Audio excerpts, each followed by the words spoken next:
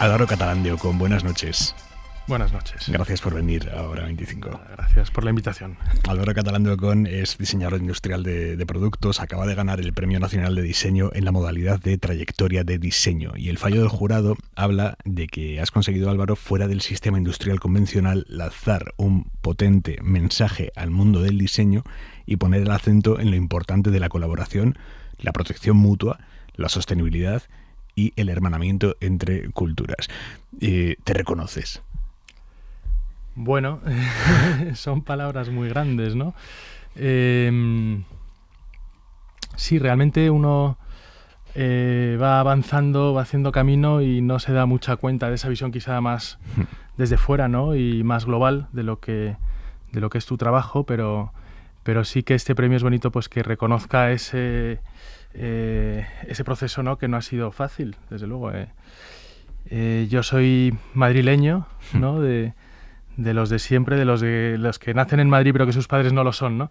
Entonces tenemos esa... no sé, en Madrid, en la época en la que yo estaba aquí, educándome, realmente la carrera de diseño no era muy conocida, uno no sabía realmente lo que era, ¿no? Realmente era algo que hacían además los arquitectos, algún ingeniero, pero como profesión como tal no había, ¿no? Y bueno, sí, yo siempre me he manejado un poco desde esa periferia. Me fui a estudiar fuera, estuve mucho tiempo fuera y luego volví, ¿no? También a una Madrid ya distinta, que había cambiado, pero que seguía siendo periférica, ¿no? Dentro de lo que es el diseño español, desde luego. No es una ciudad donde se juegue el diseño, en Madrid. No. Y ahí es un poco donde me reconozco en estas palabras, ¿no? que me estabas leyendo, que de alguna manera he encontrado unos caminos alternativos, ¿no? Dentro del diseño para poder ejercer mi profesión desde mi ciudad. Muchos de los que conocemos tu trayectoria, quizá, ¿no?, lo más simbólico de todo sea la PET Lamp. Háblanos de esta lámpara para los oyentes que no te tengan muy ubicado exactamente qué es la PET Lamp. Pues es un proyecto, o sea, yo siempre hablo más que de productos, de proyectos, ¿no? En el que de una manera muy espontánea, muy natural, estando de vacaciones en Colombia, mi hija es medio colombiana, y surgió la oportunidad de formar parte de un colectivo donde había un artista, un paisajista, un arquitecto, que había estado en el Amazonas colombiano y se había dado cuenta de que ya no es ese paisaje idílico, ¿no? Como esa cosa, esa selva virgen, ¿no? Intacta, sino que estaba plagada de plástico, ¿no? Era como una orilla de plástico toda ese Amazonas que conocieron, y querían hacer un proyecto que luego se iba a exponer en el Mambo, en el Museo de Arte Contemporáneo de Bogotá, para dar conciencia en torno a ese problema, ¿no? Era un problema que no se conocía. Luego también eso de que estos ríos se estaban convirtiendo en autopistas de plástico que iban a acabar en los océanos, ¿no? Y luego ya una vez que ese plástico llega al océano, nadie se hace cargo de él, ¿no? Estaba ya empezando a hablar de ese séptimo continente, ¿no? Esas islas grandes que flotan en medio de los océanos, donde se concentraban por las corrientes, ¿no? Y entonces era un proyecto en torno a concienciación, ¿no? Y querían la perspectiva de un diseñador. Entonces yo, pues que al final era mi segunda patria, ¿no? Colombia, era como la oportunidad de poder conocer el país trabajando sobre lo que tenía en el terreno, botellas de plástico, y en lugar de la industria, que es como de donde yo vengo, pues trabajar con artesanías locales, ¿no? Entonces intervenir esas botellas de plástico, reconvertirlas en otro objeto a través de cestería local, aplicada por generalmente artesanos indígenas de la zona, ¿no? Y ese proyecto, que arrancó ahí en Bogotá, trabajando con un grupo de indígenas desplazados por la guerrilla, luego fue mutando y lo llevamos a Chile, a Etiopía, a Ghana, a Japón, a Tailandia, a Australia, y se ha convertido en un proyecto casi que antropológico, ¿no? De estudio. Sí, porque casi más que de creación tiene de investigación, ¿no? O sea, cómo llegas a tantos procesos creativos en comunidades autóctonas distintos por todo el mundo.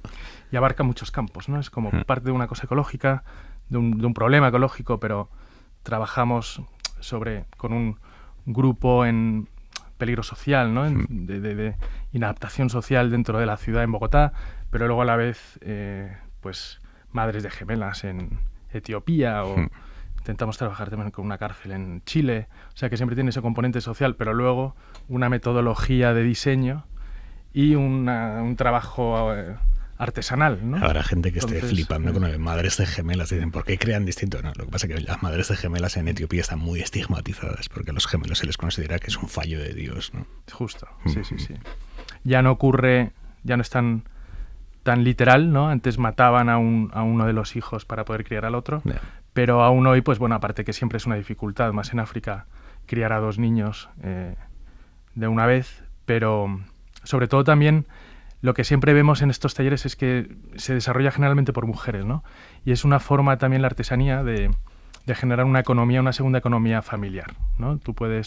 Ellas suelen reunirse en un centro, ¿no? de trabajo, pero luego cada una va a su casa y ahí termina su pieza o hace la siguiente en un entorno familiar, ¿no? Entonces pueden estar cuidando de sus hijos y a la vez generando un segundo ingreso para la familia. Por lo tanto, ninguna lámpara es igual que la otra. Justo, sí. Claro, ahí, a pesar de que todo es pet lamp. Sí. Ahí, desde mi educación de diseñador industrial, que trabajas con la industria, con una máquina, que tú le mandas un dibujo a la décima de milímetro y esperas que te devuelvan la pieza exactamente como tú la dibujaste, ¿no? Y si no, pues te la repiten y estás en todo el derecho de exigir que sea exactamente como quieres. En el caso de trabajar con artesanía, pues nosotros decidimos no decidir el acabado definitivo de la pieza, ¿no? O sea, como que dijimos, aquí el artesano sabe mucho más que nosotros de colores y de dibujos y de formas, que nosotros no tenemos nada que aportar en ese sentido. Démosles la libertad, ¿no? De que esto sea además un proyecto puramente colaborativo y al final fue todo un acierto, ¿no? El artesano se siente mucho más motivado. Para él resulta siempre un reto la siguiente lámpara y la siguiente lámpara y la siguiente, ¿no? Y cada una es distinta. Entonces, en cierto modo, pues se ha serializado un proceso, ¿no? De generar piezas únicas, ¿no? Entonces, a día de hoy hemos hecho 25.000 lámparas y todas son diferentes. Y eso es muy potente. Y se pueden trazar. Sí, claro, si tienes un ojo, trazar de dónde viene. Sí. Y si tienes el ojo hecho, nosotros, claro, ya sabemos intuir quién ha podido hacerla, ¿no? Cuál de los artesanos con los que hemos trabajado pues ha hecho esta, otra, tal. Y luego también hay códigos, ¿no? Hay unos códigos escondidos ahí en el tejido. Sí, no, o sea, entiendo que técnicamente sí se puede trazar, pero no te hablo a nivel artísticamente, personal, sí, a también. nivel personal. Háblame de una, de una pet lamp que digas, esta tiene una historia. Pues a mí hay unas que me encantan, que son Eperaras y Apidara, de las que hacen en Colombia, que meten animales, ¿no? Hay mucho, y cada una tiene como su preferido, ¿no? Y hay una artesana que mete mucho la rana, por ejemplo, y la rana en el lenguaje precolombino representa la fertilidad, ¿no? Y me encanta ver cómo han dibujado con el plástico de una botella, mezclado con su fibra, un dibujo precolombino que igual también aplican a sus telas, ¿no? de sus tejidos, de sus ropas. Y entonces todas esas capas son maravillosas, ¿no? Entiendo que tú antes ibas a buscar y ahora te vienen a buscar a ti de todo el mundo, ¿no? Con sus ofertas artesanales. Tuvimos la política de hacer una colección al año, ¿no? Íbamos en verano, pasamos un mes y medio, ¿no? Y poco a poco desarrollábamos un proyecto y ese salía como una colección, ¿no? Y veníamos haciéndolo 7 años, ¿no? Desde el 2012 al COVID. Y ahí ya se rompió, ¿no? Y había unas donde tirábamos nosotros más y buscábamos nosotros a los artesanos, otros en los que eran los artesanos los que nos llamaban, ¿no? Era fantástico ver que una artesana mapuche en Huentelolén, en Chile, nos manda un mail, ¿no? Que nos había visto en no sé dónde y nos había copiado unas lámparas y de repente nos dice, queremos hacer vuestras lámparas africanas aquí en Fuentelolen, en Chile. Y dijimos, no, hombre, no vamos a hacer vuestra propia colección, ¿no? Entonces fuimos allí, desarrollamos un taller y poco a poco pues se ha ido moviendo y sí que es verdad que ahora nos contactan casi más que nosotros contactar al grupo de ¿Qué artesanos. implica para ti que te copien? Bueno, nosotros no... Me Digo, siempre no trabajamos sobre los Te hablo en copyrights, singular, ¿no? y tú me respondes siempre en plural, ¿no? El Sí, nosotros. sí, bueno, yo soy quizá la cara más visible, pero es un equipo enorme, ¿no? O sea, somos 12, 13 en Madrid y 100 en todo el mundo, ¿no? Trabajando estos proyectos, y no me gusta nunca llevarlo a mi persona, ¿no? Pero sí, siempre digo que somos una pieza un puzzle de 1000 piezas donde si una no encaja, pues no funciona, ¿no? Vale, entonces, ¿qué supone para ti que os copien? Que nos copien. Pues nosotros siempre defendemos que trabajamos más sobre los copylefts que los copyrights, ¿no? O sea, que realmente es un proyecto que más que un objeto es un mensaje, ¿no? Y cuanto más lejos llegue, pues mejor.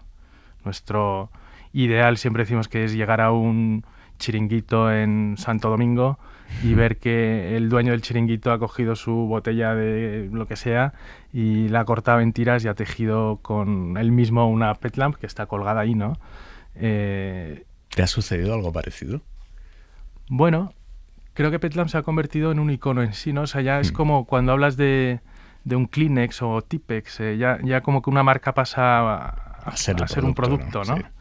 Y sí que nos hemos encontrado en libros de repente decir, pues mira, en la mesa del arquitecto no sé quién, una Pet Lamp, ¿no? Y ya, no te dicen ni si él ha diseñado tal, ni de cuál, ni de no sé qué, sino que se ha convertido ya en un nombre en sí, que fue una decisión... No puedo creer que nos cueza eso un poco, ¿no? Bueno, esa Pet Lamp era nuestra, Vale, no era bien. copiada. Pero bueno, no es que sea copiada, no. Lo que nos escuece es que nos copien los artesanos con los que trabajamos, ¿no? Eso sí es más... Porque generamos una relación muy íntima, muy cercana, nosotros le dedicamos muchísimo tiempo, esfuerzo, y claro, todo ese esfuerzo y ese tiempo y ese trabajo repercute en los años siguientes, ¿no? Si te copian y te abandonan, pues un poco dices, oye, no sé, no se trata de eso, ¿no? Y tampoco es... La lealtad, ¿no? Sí, es la lealtad, un poco lo que más que la copia, ¿no? Lo que duele. ¿Tú has copiado en tu vida? No, bueno, yo trato de no hacerlo, pero en la universidad la educación que nos daban era, primer paso de un proyecto es investigar qué es lo que hay en el mercado, ¿no?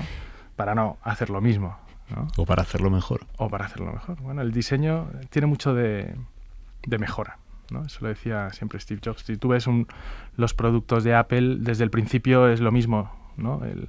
El iMac, pues es que es la evolución del ordenador concebido como todo en uno, ¿no? Una caja donde está la pantalla, el disco duro, el CPU, el disquetera, no sé qué. Y eso es a día de hoy lo mismo, ¿no? Entonces es una evolución de una misma idea, ¿no? Los respaldos de las sillas de la mesa de reuniones de tu estudio tienen un bordado de flores de punto de cruz creado a mano por una mujer búlgara que es vigilante en el aeropuerto de Madrid y que en sus ratos libres hace manualidades. Sí. ¿Cómo demonios encuentras a gente artesana tan diferente en cualquier sitio? Sí, esta es Lenuta Skutelniko, sí, búlgara. Pues llegué a Lenuta a través de una asociación textil de Madrid. Y bueno, es una fantástica tejedora, pero no puede vivir de ello, entonces es guardia de seguridad en el aeropuerto, pero teje como Los Ángeles. Y yo tenía esas sillas ahí, y fue un poco una apropiación, ¿no? Que mucho de lo que se está haciendo ahora a nivel artístico es apropiación, ¿no? Hay mucha... es como aplicar un tatuaje a una silla, ¿no? Yo lo vendo mucho así. A ver, explícame. Es una silla, es la silla de oficina de los Sims del 58, como un clásico, que se han vendido millones y es fantástica, ¿no? Como funcionalmente, ergonómicamente. Y yo lo que buscaba era vincular esa silla de oficina a la casa, ¿no? Entonces se llama Home Office y es aplicar un icono del hogar, que es como el cojín de Petit Pois, a una silla de oficina, ¿no? Icónica también. Y proponérsela a Vitra, que es el fabricante de la silla, que trabaja mucho en ese entorno Vitra precisamente, ¿no? En llevar la casa a la oficina y la oficina a la casa. Entonces era más que diseñar una silla nueva, era hacer un gesto, ¿no? Y comunicar una historia al final. ¿Te consideras un outsider de la industria? Hombre, si no es una forma común, por ejemplo, de llegar a un diseño de una silla, ¿no? Y se la propuse estaba pensando en eso, ¿no? Se la propuse al dueño de Vitra, sí. Y le dije, cuando se lo enseñé a Rolf, le dije, mira, tengo un proyecto que o lo odias o lo amas, ¿no? Y se lo enseñé y le encantó, y de hecho compró una que tiene en su casa, ¿no? Entonces, sí fue una manera alternativa de llegar a Vitra, ¿no? Que para mí era la empresa ejemplar, por excelencia. Y, ¿por qué? Bueno, porque yo creo que ese sistema de empresario diseñador, que es muy de posguerra, ¿no? Muy italiano, el matrimonio entre empresa y diseñador, Vitra lo llevan un un límite, ¿no? Donde el empresario es una persona genial, ¿no? O sea, que la parte de la genialidad del objeto está tanto en la parte del diseñador como del empresario, ¿no? Que es capaz de motivar, siempre un buen diseño parte de un buen brief, ¿no? Y el brief lo pone el empresario, que es el que tiene la necesidad de ese objeto, ¿no? Y luego tú respondes con él. Entonces yo creo que Rolf ha sido un visionario, rehizo la fábrica de sus padres cuando se quemó, ¿no? Y llevó a los mejores arquitectos de la época a generar un lugar soñado para el diseño, ¿no? Es como una colección de edificios donde ocurren cosas maravillosas dentro, ¿no? Y luego la excelencia de la producción suiza, alemana, y con los mejores diseñadores, ¿no? Entonces para mí era una referencia, siempre ha sido una referencia, ¿no? Ahora Rolf se ha retirado y no es lo mismo, ¿no? La cabeza pensante siempre influye. También yo creo que el valor de la empresa familiar, ¿no? Donde hay una persona que toma la decisión última, ¿no? Eso tiene un valor. Entonces hemos quedado que outsider un poco, ¿no? Bueno, esa silla nunca entró en Vitra. Ahora hay gente que llama a Vitra pidiendo la silla, ¿no? Dicen, yo quiero la silla, la aluminum chair de los Sims, pero la de las flores. Y claro, eso, se les cruzan se le cruza las chispas. ¿La producción industrial mata el talento por norma general? No, yo creo que no. Yo creo que el arte del diseño donde mejor se expresa es en la industria. Yo nunca lo he negado. Lo que pasa es que también creo que esa manera de hacer diseño se ha sobreexplotado y ha caducado un poco, ¿no? Yo creo que viene de la época de la posguerra, de la reconstrucción europea, donde hacía falta llenar las casas de objetos válidos y además, gracias a la genialidad de un diseñador y una empresa, pues son capaces de llevar a tu casa una obra maestra, ¿no? A un precio de supermercado. O sea, a lo mejor una pinza de la ropa, ¿no? Pues es una obra maestra del diseño y cuesta 2 céntimos de euro, ¿no? Entonces yo creo que ese es el valor de... No lo había pensado nunca, pero vamos. Claro, igual que la pinza, pues cualquier otra cosa, ¿no? Un exprimidor de Dieter Rams hecho por Braun, pues es una obra maestra del diseño, es una obra maestra que tienes ahí en la cocina, ¿no? Y creo que ese es el valor del diseño. Pero bueno, el mercado que yo me encontré cuando salí como diseñador era otro. Era un mercado ya absolutamente saturado de objetos maravillosos, donde no hacía falta meter más y más y más y más, ¿no? Eran unas colecciones, unos catálogos de 1000 páginas donde dices, ¿para qué meter otro, no? Un buen diseño tiene que ser útil, porque algo inútil como diseño, pero tiene que ser bello también. Yo creo que sí, o sea, yo creo que el concepto de belleza en diseño es particular, creo yo. Yo creo que la belleza se llega y un objeto todo, ¿no? Útil y que funciona y que lo hace bello, ¿no? Y creo que el diseño es una profesión muy joven, ¿no? Nace en la Revolución Industrial, el diseño industrial, y pues en 1850 y va evolucionando. Al principio era, pues vamos a hacer lo que se hacía con las manos con máquinas, ¿no? Y era un diseño muy ornamental, pues una Singer, ¿no? Por ejemplo, pues las patas de la Singer es que es ornamental, ¿no? Y dices, ¿y por qué hacer eso con la industria, ¿no? Pero bueno, cumplía esa función estética, ¿no? Y luego se llevó a la ergonomía, ¿no? Y a la funcionalidad. Entonces ya empieza como a hacerse, le llega la Bauhaus, ¿no? Y el uso del material con los procesos óptimos. Y luego llega, y siempre les vas a... O sea, no es que en la Bauhaus no consideraba la estética, ni la ergonomía, sino que le ibas sumando categorías, ¿no? Y yo creo que en nuestra generación nos ha tocado sumar la ecología, ¿no? Es ya algo que no puede ser diseñador y no considerar pues aspectos ecológicos y también sociales, ¿no? ¿Sacrificarías comodidad por sostenibilidad? Sí, yo siempre, absolutamente, es que creo que es lo que hay que hacer. Yo siempre comodidad del producto, ¿eh? Sí. No digo ni del proceso ni de nada, del producto.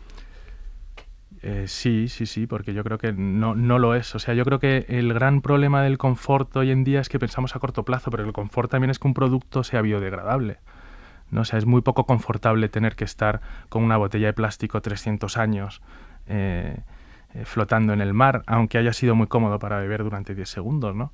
Entonces yo creo que parte del confort también viene de ahí, ¿no? Y nosotros nos hemos olvidado de ese lado del confort, ¿no? Vivimos en una sociedad muy cómoda y yo, siendo diseñador, siempre he defendido que el confort es lo que está arruinando el mundo, ¿no? En cierto modo, porque de hecho para resolverlo lo que tenemos es que renunciar a mucho, todos, ¿no? Mucho aparte del confort que tenemos. ¿A ti te importa más el producto o el proceso? Yo soy de proyecto, ¿no? Y yo creo que el proyecto se materializa en un producto, ¿no? Y el proyecto es lo que yo le doy valor, ¿no? Ahí, y porque en un proyecto está abierto a muchos productos, ¿no? Puedes crear un sistema y que luego eso va creciendo y ese es el valor que yo le veo más al diseño, ¿no? Y luego queda el producto. ¿Cómo acaba un licenciado en gestión y dirección de empresas en el mundo del diseño? Pues porque uno con 17 años no sabe muy bien qué hacer y bueno, pues tampoco estaba despistado también y lo que he hecho en falta es que en España no haya la tradición del año sabático, quizá, ¿no? Donde estás así más abierto a que ocurra cualquier cosa y que, bueno, te pueda influir en tu decisión que va a marcar el resto de tu vida. Y en mitad de la carrera empresarial hice la mili. Y fue como mi año sabático y ahí fue el momento de pensar en que igual no era lo que quería hacer el resto de mi vida, ¿no? Siempre he tenido una pasión por la arquitectura. Bueno, y pintaba y hacía esculturas y hacía mis cosas. Yo me cerraba en mi cuarto a hacer cosas con las manos, ¿no? He leído que te consideras un arquitecto frustrado. Sí, bastante, pero me alegro mucho de no ser arquitecto. Porque es una carrera... Estudiarla creo que es la más bonita que hay, pero ejercerla es durísima. ¿Tu próximo diseño, vuestro próximo diseño? Pues puede ser una pequeña casa, precisamente. Pero pensada desde el objeto, desde la metodología del objeto más que de la arquitectura, ¿no? Explícamelo. Bueno, es una casa un poco... Estoy viendo, a ver, no sé cómo la voy a llevar, pero vamos, como más prefabricada e industrializada que una casa hecha a ladrillo, ¿no? Y piedra a piedra. Entonces, funciona aislado de su entorno, ¿no? Que es como algo contrario a los principios de la arquitectura, quizá. Entonces, claro, tiene una orientación determinada al sol, al amanecer, al atardecer, al norte, sur, paneles solares, wow. Todos esos temas, ¿no? Que son más del producto que necesariamente de la arquitectura. Álvaro Catalán, muchísimas gracias por venir a Hora 25. Nada, gracias a vosotros.